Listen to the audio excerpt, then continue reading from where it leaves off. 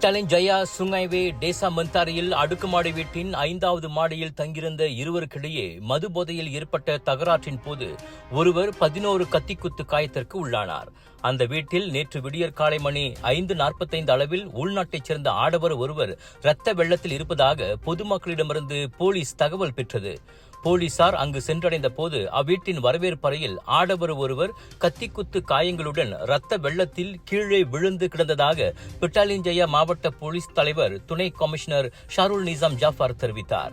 அதோடு அந்த வீட்டின் கீழ்த்தளத்தில் உள்நாட்டைச் சேர்ந்த மற்றொரு ஆடவர் காணப்பட்டதாகவும் 5வது மாடியிலுள்ள சமையல் அறை ஜன்னல் மூலமாக கீழே குதித்து தப்ப முயன்ற போது இடுப்பில் காயத்திற்கு உள்ளானதோடு விலா எலும்பு முறிவுக்கும் அவர் உள்ளாகியிருப்பதும் தெரிய வந்தது. அந்த இருவரும் மலாயா பல்கலைக்கழக மருத்துவ மையத்திற்கு கொண்டு செல்லப்பட்டனர். சம்பவம் நிகழ்ந்த இடத்தில் கத்தி ஒன்றும் பறிமுதல் செய்யப்பட்டதோடு இச்சம்பவம் குறித்து தண்டனை சட்டத்தின் 326வது விதியின் கீழ் விசாரணை நடத்தப்பட்டு வருவதாக ஷாருல் நிசாம் வெளியிட்ட அறிக்கையில் தெரிவித்தார்.